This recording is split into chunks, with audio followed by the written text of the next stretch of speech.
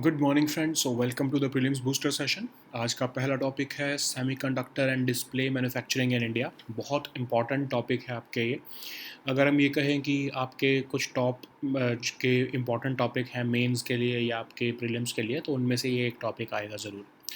तो सेमीकंडक्टर और display manufacturing आपके इकोनॉमी सेक्शन के लिए इंपॉर्टेंट है। आपको याद होगा कि मार्च में गवर्नमेंट ने स्कीम निकाली थी, ये रादर दिसंबर में भी जो है इसका एक मॉड्यूल निकाला गया था, जिसमें सेमीकंडक्टर कंपनीज़ जो है चिप मैन्युफैक्चरिंग कंपनीज़ को इंडिया में आने के लिए कुछ बेनिफिट्स दिए गए थे।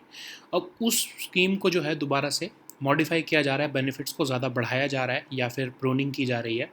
तो अब ये हम देखते हैं। तो यूनियन कैबिनेट ने इस प्रोग्राम को जो है वो मंजूरी दे दी है। इसके अंदर क्या कहा जा रहा है, क्या बेनिफिट्स होंगे न्यू, कि 50% जो है प्रोजेक्ट कॉस्ट जो है गवर्नमेंट सपोर्ट करेगी, और जो है सेमीकंडक्टर फैब्स इंडिया में लगाने के लिए पैरी पासू बेसिस, मतलब साइड बाय साइड, ठीक है। तो 50% प्रोजेक्ट कॉस्ट जो है डिस्प्ले फैब्स के लिए भी गवर्नमेंट सपोर्ट देगी, फिजिकल सपोर्ट देगी।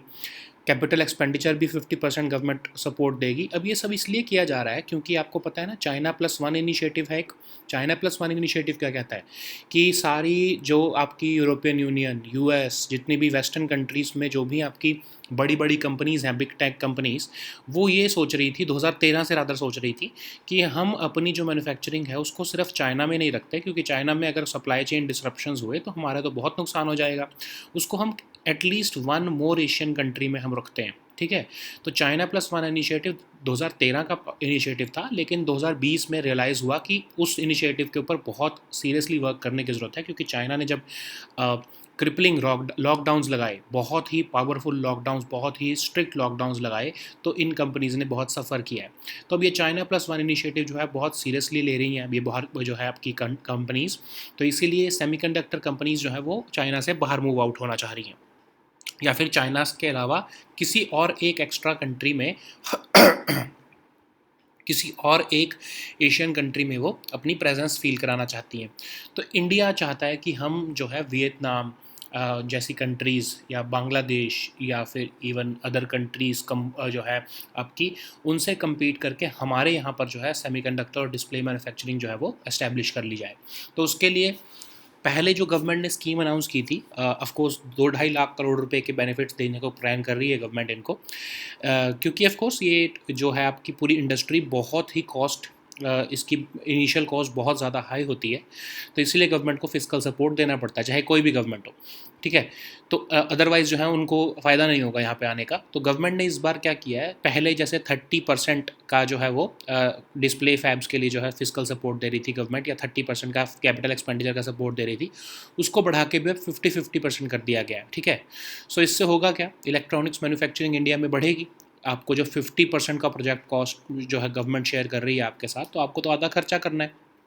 तो जो है सेमीकंडक्टर चिप मैन्युफैक्चरर्स जो है इंडिया में आने को तैयार हो जाएंगे। आपको याद होगा अभी कि वेदांता जो है 20,000 करोड़ की इन्वेस्टमेंट्स के आसपास जो है कर रहा है गुजरात में, अपनी चिप मैन्युफैक्चरिंग लेकर आ रहा है, ठीक है, फॉक्सकॉन के साथ ऑफ कोर्स।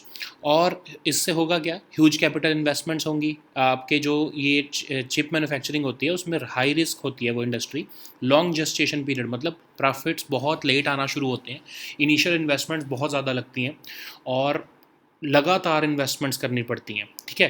तो जब तक उनको इंसेंटिव्स नहीं होगा तो वो अपनी जो है इंडस्ट्री को मूव ही क्यों करेंगे, इसीलिए जो है गवर्नमेंट ने अट्रैक्टिव इंसेंटिव सपोर्ट उनके लिए अनाउंस किया है।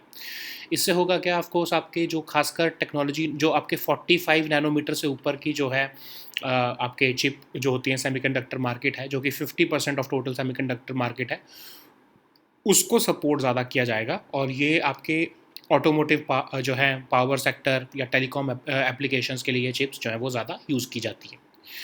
सो नेक्स्ट हमारा टॉपिक है PLI scheme for solar PV modules. तो PLI स्कीम भी आपको पता है ना। PLI स्कीम में क्या होता है कि आपकी गवर्नमेंट जो है, रादर गवर्नमेंट ऑफ इंडिया जो है, वो आपके जो है इंडस्ट्री को कहती है कि आप यहाँ पर आओ, आप इंडस्ट्री सेटअप करो, और आप जितनी सेल करोगे उसमें हम समझ लो आपको उसका जो है कुछ 4% से लेकर 6% के आसपास उसके बेनिफिट्स देंगे, ठीक है। समझ लो एक तरह से कैशबैक देंगे, अगर हम सिंपल भाषा में समझे तो। तो होता क्या है इसमें, ministry of new and renewable energy ने प्रपोजल दिया था कि आप PLI स्कीम जो है सोलर PV मॉड्यूल्स में लेकर आओ, जिससे क्या होगा, सोलर PV मॉड्यूल्स के अंदर जो है ये स्कीम जब आएगी तो जितने भी high efficiency solar PV modules बनाने वाली कंपनीज़ हैं वो इंडिया में अपना इकोसिस्टम एस्टैब्लिश करना शुरू करेंगी। जब वो इंडिया में एस्टैब्लिश करेंगी, जिस हिसाब से वो सेल करेंगी इंडिया में डोमेस्टिक मार्केट में, उनको इंसेंटिवाइज किया जाएगा, और ऑफ कोर्स एक्सपोर्ट के लिए भी। ठीक है, तो ऑफ कोर्स यही इसका इनिशिएटिव है, इसका एम भी यही है कि इंडिया में high efficiency solar PV modules जो हैं वो सेटअप किए जाएं। ठीक है, आपको पता है बाइकार्बोनेट, मोनोकार्बोनेट, फिर है पॉलीकार्बोनेट जो है आपके सोलर PV मॉड्यूल्स होते हैं। तो मोनोकार्बोनेट की तो इंडिया में मैन्युफैक्चरिंग फिर भी होती है, बट जो बाय और पॉलीकार्बोनेट होते हैं उनकी मैन्युफैक्चरिंग इंडिया में नहीं होती, क्योंकि वो हाई एफिशिएंसी होते हैं। वो ज़्यादातर हम जो है चाइना से मंगाते हैं, चाइना से इंपोर्ट किया जाता है। बट इंडिया जो है अपनी इंपोर्ट डिपेंडेंस को कम करना चाहता है, इंडिया में ही वो सोलर PV मॉड्यूल्स बनाए जाएँ। उसके लिए ये PLI स्कीम जो है सोलर PV मॉड्यूल्स के लिए लाई जा रही है। सो 5 साल तक जो है ये बेनिफिट्स मिलेंगे सोलर PV मैन्युफैक्चरिंग प्लांट्स को, जितनी वो सेल करेंगे आप अपने सोलर PV मॉड्यूल्स की डोमेस्टिक मार्केट में। तो लगा लो 4 से 6%, समझ लो उन्होंने 1 लाख करोड़ के अगर सोलर PV मॉड्यूल्स इंडिया में बेचे, तो उनको 4 से 6% का जो है एक तरह से आप कह सकते हो कैशबैक। ठीक है, सिंपल भाषा में समझने के लिए इंसेंटिव्स को आप कह सकते हो कैशबैक मिलेगा उतना उनको गवर्नमेंट की तरफ से। तो इससे होगा क्या, इस स्कीम की वजह से लगभग 65,000 megawatt per annum manufacturing capacity add होगी इंडिया में। डायरेक्ट इन्वेस्टमेंट लगभग 94,000 करोड़ की आएगी। मैन्युफैक्चरिंग कैपेसिटी बढ़ेगी इंडिया में, एम्प्लॉयमेंट जनरेट होगा। हम जो इम्पोर्ट डिपेंडेंट हैं अभी, वो लगभग 1.37 लाख करोड़ की जो इम्पोर्ट डिपेंडेंस है वो कम होगी। ठीक है, फिर इवन जो है सोलर PV मॉड्यूल में और ज़्यादा रिसर्च एंड डेवलपमेंट होगी, और अच्छी एफिशिएंसी के सोलर PV मॉड्यूल्स इंडिया में बन पाएंगे। नेक्स्ट हमारा टॉपिक है टूरिज्म इन इंडिया। ये भी इकोनॉमी के लिए इंपॉर्टेंट है। ठीक है, तो अभी जो है एक टूरिज्म से रिलेटेड जो है एक मीटिंग हुई है आपकी धर्मशाला में, आपकी तभी ये धर्मशाला डिक्लेरेशन अपनाई गई है। अब इसमें जो है कहा गया है कि हमारा जो टूरिज्म सेक्टर है, गवर्नमेंट ऑफ इंडिया ने डिसाइड किया है कि हम अपने प्री पैंडमिक लेवल्स पर 2024 तक टूरिज्म सेक्टर को ले जाएंगे। ठीक है, तो लगभग $250 बिलियन जो है हमारा ये टूरिज्म सेक्टर कंट्री में कंट्रीब्यूट करना शुरू कर देगा बाय 2030, और इंडिया को वर्ल्ड लीडर बनाना चाहते हैं हम टूरिज्म में बाय 2047। ठीक है, और $1 ट्रिलियन हम इससे कमाना चाहते हैं बाय 2047। तो फॉरेन टूरिस्ट अराइवल्स हमारे अभी भी gulf countries, UK, US, Germany से जो है अभी तक हम इन्हीं के ऊपर जो है वो डिपेंडेंट है, इसलिए हमको एक्सपेंड करने की ज़रूरत है, और ज़्यादा जो है टूरिस्ट हमारे बहुत दूसरी कंट्रीज से भी इंडिया में आए। उसके लिए अलग अलग तरह से वीज़ा रिफॉर्म्स किए जा रहे हैं। इवन आपको पता है ना, मेडिकल टूरिज्म इंडस्ट्री भी बहुत फेमस है इंडिया में। तो तमिलनाडु में दूर दूर से कंट्री से लोग आते हैं, तो सस्ती मेडिकल सेवाओं के लिए इंडिया में आते हैं वो लोग। ठीक है, तो जैसे PM गति शक्ति इनिशिएटिव लेके आए हैं, वैसे एक युवा टूरिज्म क्लब्स भी बनाने चाहिए डिस्ट्रिक्ट और मंडल लेवल पर, ताकि प्राइवेट प्लेयर्स को भी इन्वॉल्व किया जा सके और टूरिज्म को बढ़ाया जा सके। तो इंडिया में अगर हम टूरिज्म सेक्टर को देखें तो 16.91 लाख करोड़ का जो है हमारा टूरिज्म सेक्टर था 2018 में, प्री पैंडेमिक लेवल्स की बात हो रही है, और 9.2% GDP में कंट्रीब्यूट करता था। लगभग 43 मिलियन जॉब्स कंट्री में जो है, जब 8% से ऊपर की जो जॉब्स हैं टोटल एम्प्लॉयमेंट में, वो कंट्रीब्यूट करता था। बट फिर पैंडेमिक आ गया तो ये सब कुछ चेंज हो गया। तो गवर्नमेंट ने बहुत सारे जो है इनिशिएटिव्स लिए हैं, जैसे मिनिस्ट्री ऑफ टूरिज्म ने कनेक्टिविटी बढ़ाने की कोशिश की है, एयर, रेल और रोड की, ताकि टूरिज्म को बढ़ाया जा सके। टूरिज्म का इंफ्रास्ट्रक्चर बढ़ाने की कोशिश की है, ब्रांडिंग प्रमोशन करने की ज़रूरत की है, और इंडिया का कल्चर और हेरिटेज भी दिखाने की कोशिश की है। अभी नेशनल टूरिज्म पॉलिसी भी बनाई जा रही है, और हो सकता है नेक्स्ट बजट सेशन में उसको लॉन्च किया जाएगा। टूरिस्ट सर्किट्स बनाए जा रहे हैं अलग अलग तरह के, ताकि लोग जो है वो वहाँ पर टूरिस्ट जा सकें। स्वदेश दर्शन स्कीम भी लेके आई है गवर्नमेंट, प्रसाद स्कीम भी लेके आई है, ताकि स्पिरिचुअल लोकेशंस पर टूरिस्ट फैसिलिटीज़ बढ़ाई जा सकें। ठीक है, तो अब ये नेशनल टूरिज्म कॉन्फ्रेंस जो भी हुई है आपके हिमाचल प्रदेश में धर्मशाला में, वो क्या है? तो एक्चुअली नेशनल लेवल पर कॉन्फ्रेंस की गई है स्टेट टूरिज्म मिनिस्टर्स को बुलाकर, ताकि डायरेक्ट डायलॉग कर सके सेंट्रल गवर्नमेंट जो है मिनिस्ट्री ऑफ टूरिज्म उनके साथ, कि कैसे हम जो है अपनी पॉलिसीज़ अलाइन करें और इंडिया को एक टूरिज्म फ्रेंडली कंट्री लेकर आएँ। ठीक है, सो बेस्ट प्रैक्टिसेस भी शेयर की गई हैं इस मीटिंग के अंदर। कॉमन विजन रखा गया है कि टूरिज्म कैसे बढ़ाया जाएगा इंडिया में 2047 तक। ठीक है, नेक्स्ट ईयर आपको पता है इंडिया में जो है आपका G20 की मीटिंग होनी है, तो G20 के टाइम पर इंडिया अपने आप को एज अ टूरिस्ट डेस्टिनेशन भी पिच करने वाला है। तो धर्मशाला डेक्लेरेशन क्या कह रही है, जो हमारे टूरिज्म मिनिस्टर्स ने अडॉप्ट किया है, ये कह रही है कि हमको अपने ऑफ कोर्स जितने भी मेजर इंडिसेस ऑफ टूरिज्म है वो रिकवरी दिखाना शुरू कर चुके हैं, लेकिन हमको बाय मिड 2024 तक हमें प्री पेंडेमिक लेवल पर अपनी टूरिज्म सेक्टर को लेके जाना है, ठीक है। और यूएसडी 150 बिलियन जो है आपको पहुंचाने हैं, और 15 मिलियन फॉरेन टूरिस्ट अराइवल जो है हमको बाय दैट पीरियड पहुंचाने हैं अपने कंट्री में। मीडियम टर्म का देखें अगर हम 2030 तक, तो $250 बिलियन जो है हम लेके जाना चाहते हैं टूरिज्म सेक्टर से अपनी इनकम को। जीडीपी में कंट्रीब्यूशन रादर 137 मिलियन जॉब्स हम इससे क्रिएट करना चाहते हैं, और 56 million foreign tourist arrivals country में लाना चाहते हैं बाय 2030।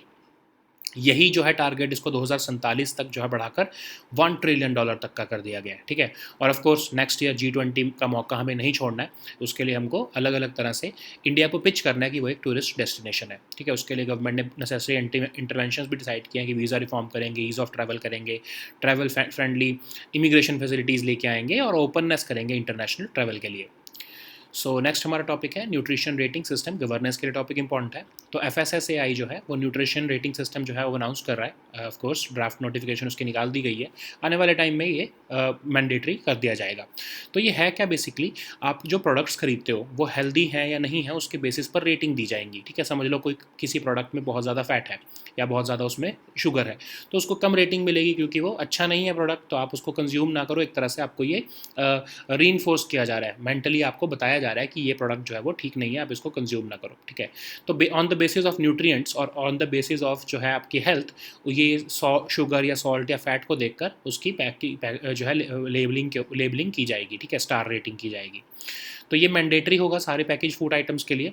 जो अनहेल्दीएस्ट फूड आइटम्स होंगे उनको लो रेटिंग मिलेगी, ताकि एक कंज्यूमर जो है वो जब वो प्रोडक्ट को उठाता है उस पैकेज को, तो वो देख सके कि इसकी बहुत लो रेटिंग है, इसका मतलब इसमें बहुत ज़्यादा शुगर है या सॉल्ट है या जो है आपके शुगर, सॉल्ट या फैट है, ठीक है। So Indian nutrition rating system है क्या, हाफ स्टार से लेके 5 स्टार तक दिए जाएंगे। हाफ स्टार मतलब सबसे कम हेल्दी है ये, 5 स्टार मतलब हेल्दीएस्ट है, तो आप अकॉर्डिंगली डिसाइड कर पाओगे। So front of packaging labelling का मतलब क्या है कि शुगर, फैट्स और सोडियम जो हमारे लिए बहुत ज़्यादा पब्लिक हेल्थ प्रॉब्लम क्रिएट कर रहे हैं, नॉन कम्युनिकेबल डिसीजेस जो है वो बना रहे हैं, उसके लिए हम सिंपल सा एक प्रैक्टिकल अप्रोच लेके आ रहे हैं कि पैकेज के ऊपर जो है उसकी लेबलिंग कर दी जाए, स्टार रेटिंग कर दी जाए। ये आपको जो आइडिया था, ये एक एक्सपर्ट कमेटी जो है कॉन्स्टिट्यूट की गई थी FSSAI द्वारा, उन्होंने 2014 में आइडिया दिया था कि सिंपल तरीका है कंज्यूमर अवेयरनेस का, आप ये स्टार रेटिंग सिस्टम लेकर आओ। जैसे आपके ऑफकोर्स एनर्जी सेविंग में होती है ना स्टार रेटिंग्स, 5 स्टार रेटिंग मतलब ज़्यादा एनर्जी एफिशिएंट आपका अप्लायंस है, उसी की तरह से ये रेटिंग सिस्टम लाया जा रहा है। तो FSSAI जो आपको पता है ऑटोनॉमस बॉडी है, ministry of health and family welfare के अंदर 2008 में इसको सेटअप किया गया था, लेकिन 2011 से ये फंक्शनल होना शुरू हुई है, ठीक है। Food safety and standard act 2006 के अंदर इसको सेटअप किया गया, और प्रोटेक्ट और प्रमोट करती है पब्लिक हेल्थ को। एक नॉन एग्जीक्यूटिव चेयरपर्सन इसको हेड करते हैं, जो कि सेक्रेटरी लेवल से नीचे नहीं हो सकते गवर्नमेंट ऑफ इंडिया में, ठीक है। सो नेक्स्ट हमारा टॉपिक है prompt corrective action. Economy topic के लिए इंपॉर्टेंट है ऑफ कोर्स। आरबीआई ने सेंट्रल बैंक ऑफ इंडिया को प्रॉम्प्ट करेक्टिव एक्शन फ्रेमवर्क से निकाल दिया है, क्योंकि बैंक जो है वो थोड़े से बेटर परफॉर्मेंस दिखानी शुरू की है, ठीक है। तो प्रॉम्प्ट करेक्टिव एक्शन क्या होता है, जिस बैंक के वीक फाइनेंशियल मैट्रिक्स हो जाते हैं उसको अंडर वॉच रखा जाता है आरबीआई द्वारा, उसको हम कहते हैं प्रॉम्प्ट करेक्टिव एक्शन। तो कैसे रखा जाता है, क्या कुछ कंडीशंस होती हैं, तो जैसे ये कुछ कंडीशंस दी गई हैं कि कैपिटल रेशियोज, असेट क्वालिटी और प्रॉफिटेबिलिटी के हिसाब से जो है आरबीआई रेटिंग करता है बैंक्स की, ठीक है। तो जो बैंक्स में capital to risk weighted asset ratio जो है वो 10.25% से लेके 7.75% तक होती है, तो उसको थ्रेशहोल्ड 1 में रखा जाता है कि ये कम रिस्क में है बट फिर भी रिस्की है। फिर जिनकी 6.25% से 7.75% के बीच में होती है उनको सेकंड थ्रेशहोल्ड में रखा जाता है। फिर जिनकी जो है 3.625% तक पहुंच जाती है CRAR, उनको तो टीयर 1 में डाला, उनकी जो है टीयर 1 कैपिटल जब 3.625% तक पहुंच जाती है तो उनको सबसे मोस्ट रिस्क की कैटेगरी में डाल दिया जाता है, थर्ड थ्रेशहोल्ड लेवल पर, ठीक है। अपार्ट फ्रॉम ये CRAR अदर क्राइटेरिया भी होते हैं, जैसे कि अगर आपके नेट NPA किसी बैंक के 6% या 6% से ज़्यादा हो उसको थ्रेशहोल्ड 1 में डाल दिया जाता है। फिर अगर आपके 12% से ज़्यादा हो तो उसको थर्ड थ्रेशहोल्ड लेवल में डाल दिया जाता है। प्रॉफिटेबिलिटी के बेसिस पर भी किया जाता है कि नेगेटिव रिटर्न आ रहे हैं पिछले 2 से 3 से या 4 साल से, तो उनको थ्रेशहोल्ड 1, 2, 3 और 1, 2 और 3 रिस्पेक्टिवली कैटेगरी में डाल दिया जाता है, ठीक है। सो जब पीसीए आपका इन्वोक कर देता है आरबीआई, तो बेस्ड अपॉन कि कितना कौन से थ्रेशोल्ड लेवल पर है, कितना ज़्यादा रिस्क है, उसके बेसिस पर आरबीआई एक्शन ले सकता है। जैसे उनको रोक सकता है कि आप डिविडेंड डिस्ट्रीब्यूट नहीं करोगे, आपकी पहले ही इनकम नहीं है, आप डिविडेंड डिस्ट्रीब्यूट नहीं करोगे। उनको ब्रांच एक्सपेंशन करने से रोक देता है, उनकी मैनेजमेंट को कंपनसेशन ज़्यादा देने से रोक देता है। और अगर बहुत सिचुएशन वर्स हो जाए, थ्रेशोल्ड 3 भी क्रॉस हो जाए, तो अगर गवर्नमेंट तो आई एम सॉरी आरबीआई को लगे कि ये बैंक तो नहीं चल सकता, तो उसके लिए अमेलगमेशन, रिकंस्ट्रक्शन या वाइंडिंग अप भी कर सकते हैं। ठीक है, तो कैपिटल एडुकेसी रेशियो भी देख लेते हैं। Percentage of total capital to risk total risk weighted assets, मतलब आपकी जितनी कैपिटल लगी हुई है उसके हिसाब से आपके पास कितने असेट्स पड़े हैं, उसको हम कहते हैं CRAR। ठीक है, तो रिस्क वेटेड असेट्स की जो आपकी टोटल कैपिटल के साथ रेशियो है, उसको हम कैपिटल एडिकेसी रेशियो कहते हैं। तो इससे बेसिकली आपके बैंक की या फाइनेंशियल सिस्टम की हेल्थ के बारे में पता लगता है। सो नेक्स्ट हमारा टॉपिक है international peace day. International relations के लिए टॉपिक इंपॉर्टेंट है। तो सितंबर 21 को हर साल इंटरनेशनल पीस डे मनाया जाता है। तो इस साल का थीम है end racism and build peace. ठीक है, तो ये इंटरनेशनल डे ऑफ पीस हर साल जो है 1981 से यूनाइटेड नेशंस जनरल असेंबली की रेजोल्यूशन द्वारा मनाया जा रहा है। 2001 में जनरल असेंबली ने वोटिंग करके यूनानिमसली डिसाइड किया कि इस डे को हम नॉन वायलेंस और सीज फायर से भी रिलेट करेंगे। ठीक है, डेजिग्नेट करेंगे। अब हर साल 2 बार United Nations Association of Japan ने जो पीस बेल दी थी 1954 में यूनाइटेड नेशंस जनरल असेंबली को, हर साल में 2 बार वो बजाई जाती है। पहली तो आपके स्प्रिंग जो आपका सीज़न आता है जब 21 मार्च के आसपास, तब इसको बजाया जाता है। दूसरा जब आपका ये 21 सितंबर, जब आपका सितंबर इक्विनॉक्स या ऑटमनल इक्विनॉक्स होता है, तब इसको बनाया जाता है इंटरनेशनल डे ऑफ पीस के दिन। ठीक है, so now let us see all these topics in English. So the first topic is semiconductor and display manufacturing in India. So this topic is important for your economy section, of course. So you know that there is a race between global states with respect to inviting semiconductor and display manufacturing companies into their country. So after realizing that over dependence upon China has been fatal for these companies, for semiconductor companies, they are looking to diversify their portfolio. So that's why several governments, including the US government or European Union, they are announcing incentives for semiconductor manufacturing companies to set up their base in their country. So following that, of course, Union Cabinet has also modified the erstwhile scheme that it announced in December, or even it amended it in March 2022. So basically, time and again, we are increasing the incentives. Again, we have increased the incentives given to the semiconductor and display manufacturers to set up their base in India. So now 50% of the project cost will be shared by the government in respect of fiscal support to these semiconductor fab manufacturers for setting up their base in India. 50% of project cost will also, so pari passu means side by side.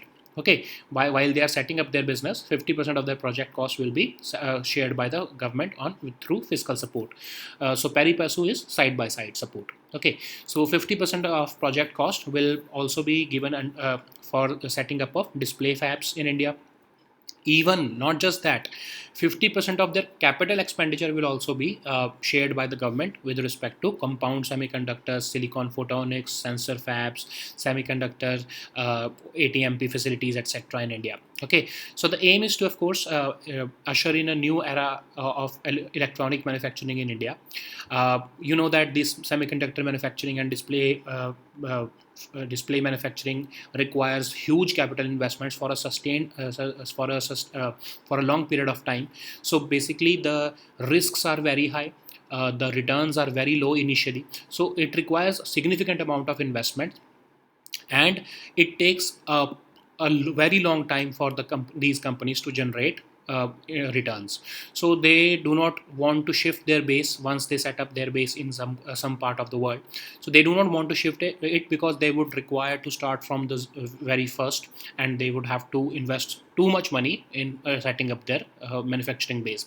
So that's why you know that even America announced the America Competes Act for giving the billions of dollars to these semiconductor manufacturing companies who will be setting up their base in US. Similarly, EU has announced a similar plan, and now even India has announced, India announced these plans before the America Competes Act or even EU's plan.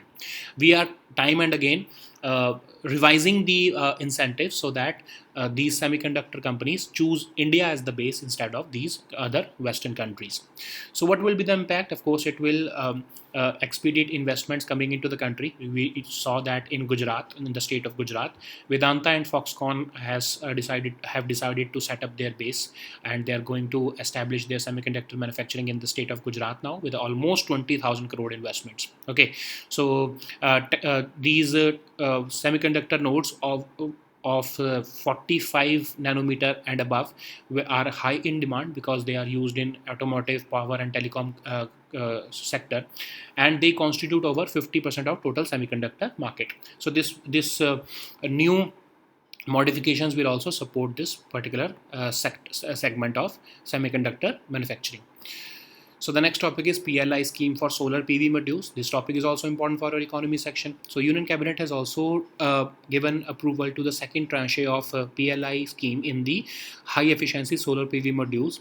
Almost 19,500 crore worth of benefits would be made available for these manufacturers. So this is, that PLI scheme is basically giving the government giving incentives to the manufacturers to set up their manufacturing in India.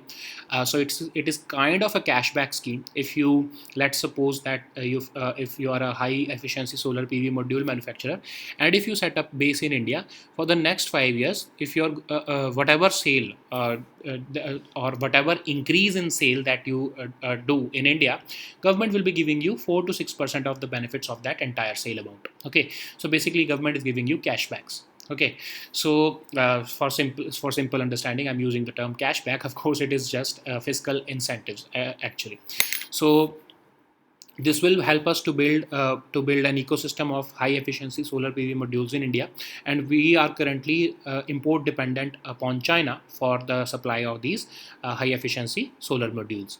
So these companies or solar PV manufacturers will be selected through a transparent process.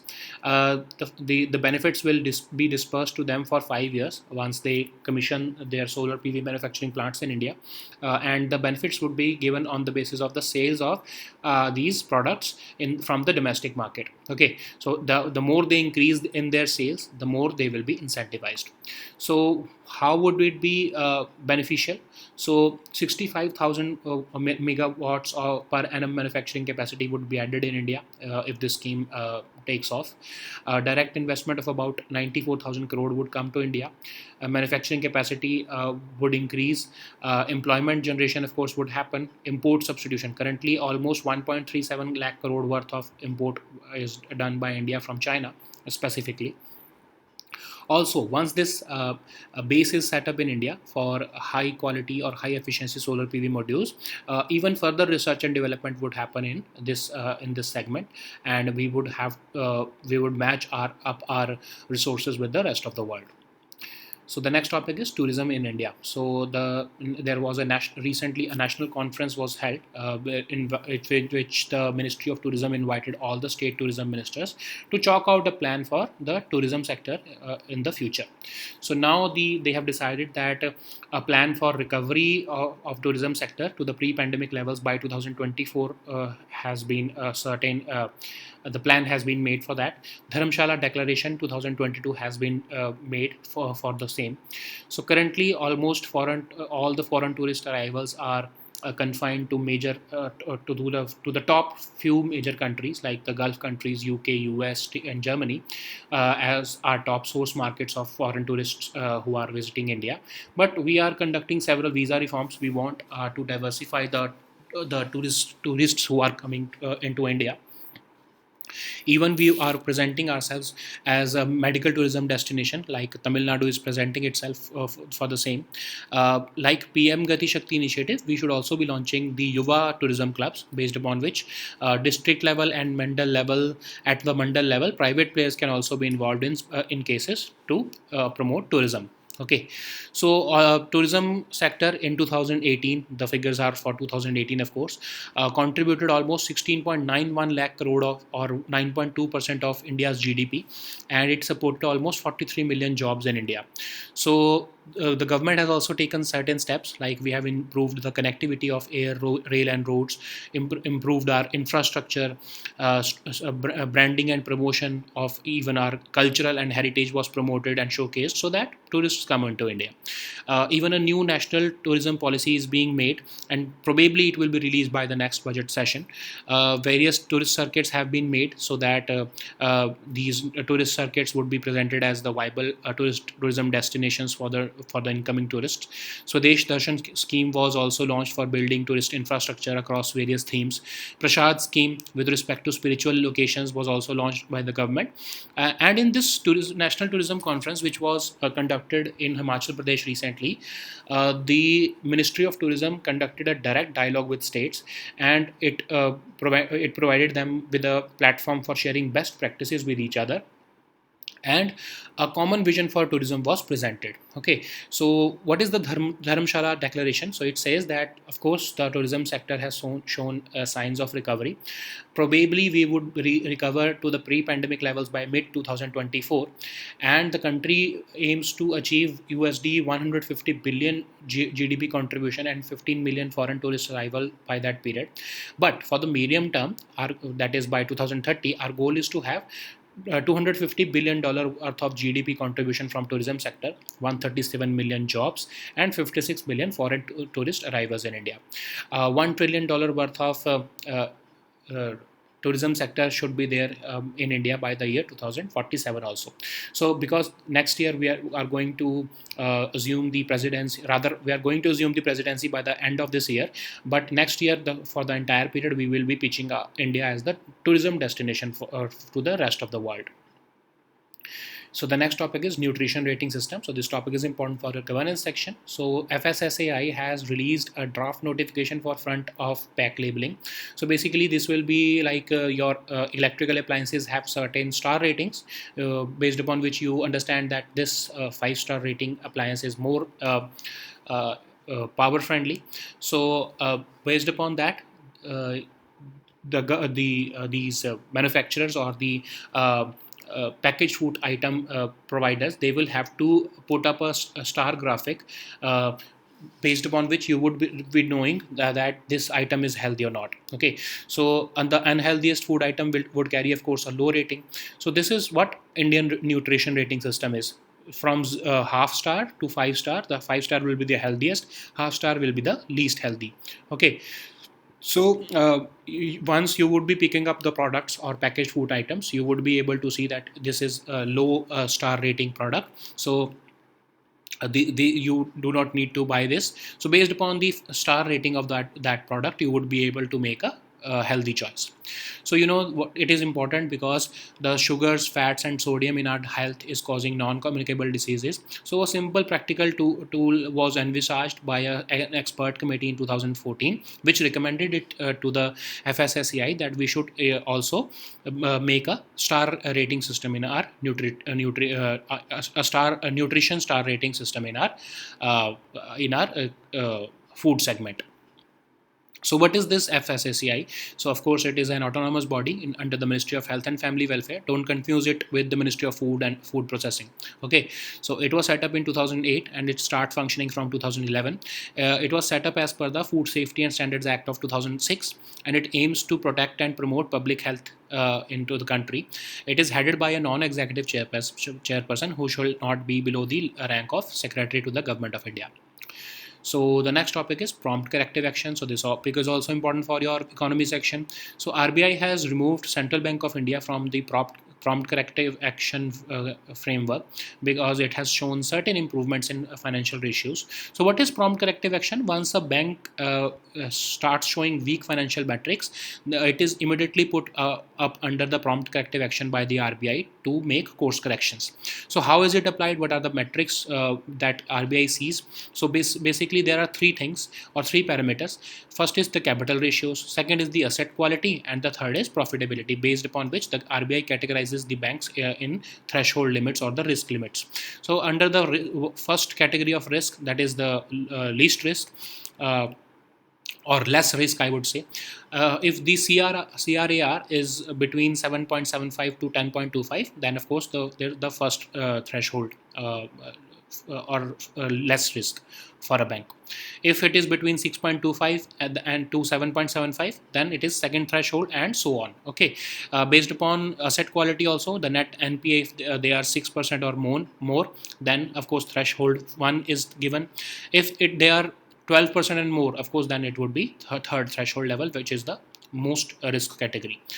Based upon profitability also, this criteria is used. So basically, as per the criteria, the RBI can RBI can place restrictions on the bank. Like if the risk is less, then probably less severe restrictions would be there. But in case the risk level reaches the threshold level 3 in any of the three metrics, then the RBI would be left with no option but to amalgamate that bank or reconstruct that bank with, or wind up that bank, because if the threshold level 3 is crossed, then the bank it basically goes beyond repair.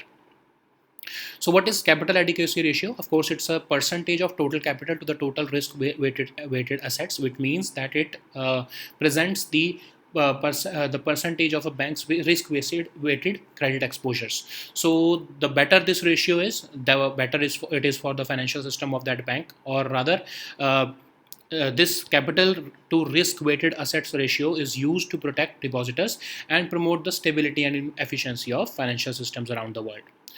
So the next topic is International Peace Day. So this topic is important for our international relations. So International Day of Peace is observed on 21st of September around the world. This year the theme is End Racism, Build Peace. And this day was established by the UN General Assembly in 1981.